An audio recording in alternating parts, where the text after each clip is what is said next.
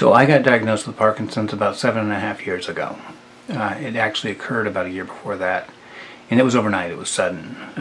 One day I was fine, the next day I was dragging my left leg like it didn't belong to me. So, I followed up with my doctor, and we did some MRIs, steroid injections, muscle relaxers, painkillers, prednisone, anything you could throw at something to make it go away. And nothing worked. During this year of diagnosis, I am going to doctor after doctor, getting MRIs, anything to check to see if there's something that's going to kill me. That's what they're looking for. So I know this, they know this, and we're not talking about it. So finally, by chance, I was sent to a major hospital in Seattle to have my brain MRIs reviewed because there was a pineal cyst, which is pretty common. So I see this guy, and he tells me, you know what? You need to throw everything out and start over because this isn't what's wrong with you. And I said, you know what? We're sitting in a major hospital in a major metropolitan city, and I'm not leaving until somebody tells me what's wrong with me. So he sent me to a neurologist, incidentally across the hall, and initially he thought it was multiple system atrophy, and I didn't know what that was. So he gave me some Sentiment to take, and told me to come back on Monday. Well, I took the Sentiment, and within 2 days I started walking normally again, and it felt good. So I knew this was biological. Now all of a sudden I can walk and I can function again, and I can do the things I normally do. But I had no idea what was coming up. After about 9 or 10 months of taking Sentiment, I started to get the dyskinesias, and it was a little scary because nobody ever warned me. They never said a word about what I was going to have to deal with now. That's the tipping point with Parkinson's. And if I had known that before, I may have done something different. After about 10 months, I started developing dyskinesia, and it was very pronounced. Muscle cramping, chorea, dystonia, a lot of twisting of my body and trunk, and I went back to the doctor and asked him about it, and he just nonchalantly said, "Oh, didn't I mention the side effects to you?" And I said, "No, as a matter of fact, you didn't. And this is really painful." He said, "Well, there's no going back now." So, we try to move forward by adding medications to control the side effects of the medication that lets me function. And by this time, I'm already going, we're doing something wrong. We're going down the wrong road here. We're not trying to find the problem and correct it. We're just trying to treat the effect of a medication with other medications to try and make it okay. Which, as many of you know, it's not okay. And it's difficult to deal with. Once the dyskinesia sets in, all bets are off. They're going to give you amantadine, maybe an anticholinergic, but they're kind of steering away from those.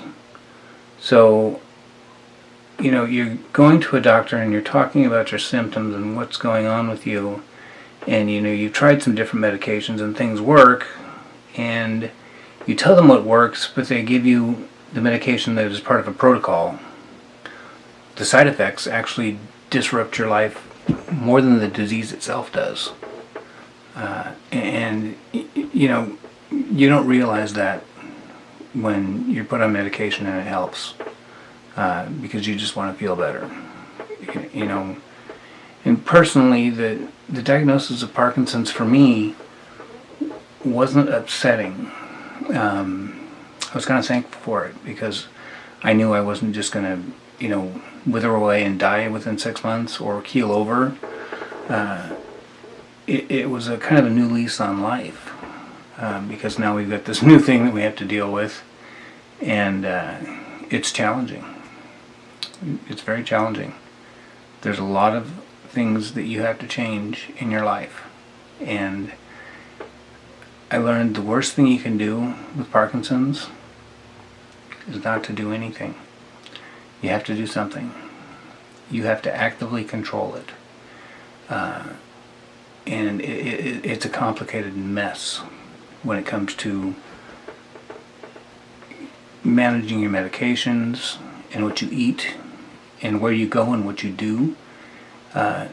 Everything has to be very carefully planned. And really, most of it, I plan around the medication, which I now take medication doses of a quarter of a tablet of Cinemet, and then I take an amantadine, then I got to balance it out with another anticholinergic medicine, and it is a full-time job trying to manage it, just so you can function. The one thing that I've really done in having Parkinson's disease is I accept it. I don't let it get me down, ever. It's just, it's the way that life is now, and you live with it. But I won't do myself the disservice of laying around and doing nothing.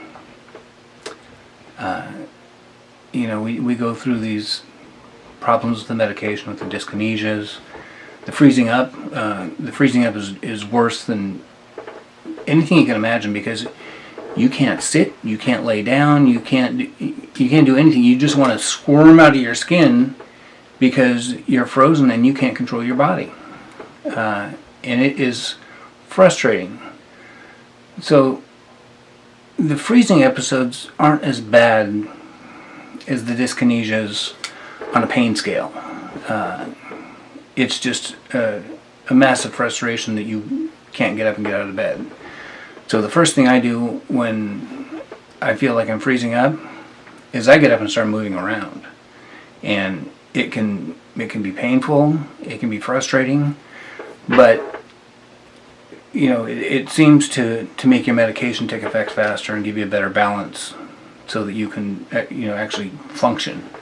Another big drawback with the medications is that over time they lose their effectiveness.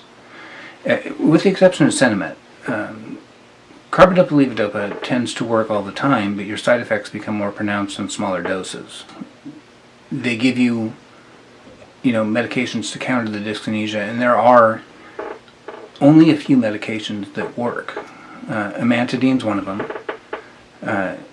and triaxphenadyl's another one, which, by the way, works fantastically. But they're not prescribing it anymore due to worry about cognitive issues.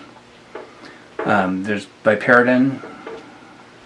Believe it or not, Benadryl is an antidyskinetic. And my favorites are avocados, mayonnaise, chocolate. They contain lecithin, which will make you antidyskinetic, but if you eat too much of it, it'll put you on the couch. So, I'm one of these guys. I'm running around with 4 candy bars in my pocket all the time in case, my medicine gets out of control and the antidyskinetic medications don't work, because the chocolate really does. So I found that kind of interesting. I spent a lot of time learning about Parkinson's and studying it. And trying everything possible to treat it. Any ideas that are out there on the internet, I've tried. And to be quite honest with you, none of them work. It may help a little bit, but exercise, diet, and managing your medications. That's what your life becomes. If you can fit that into a routine and make it routine, and you feel good and you can do okay, then do it. But remember, it's a full-time job.